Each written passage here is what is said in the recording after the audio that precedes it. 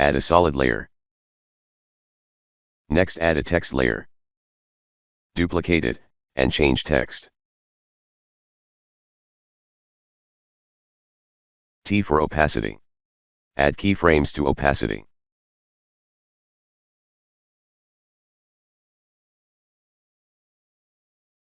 Next add a mask, to the mask text. Add keyframes to mask path.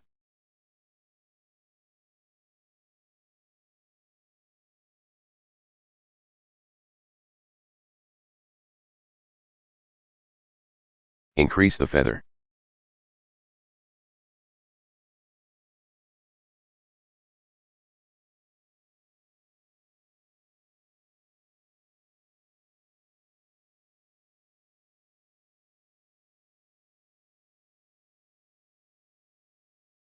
Next apply linear wipe effect to the next text.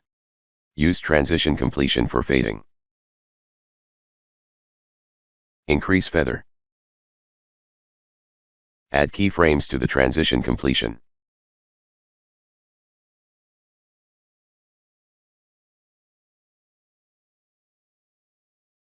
Change the wipe angle to desired angle fading.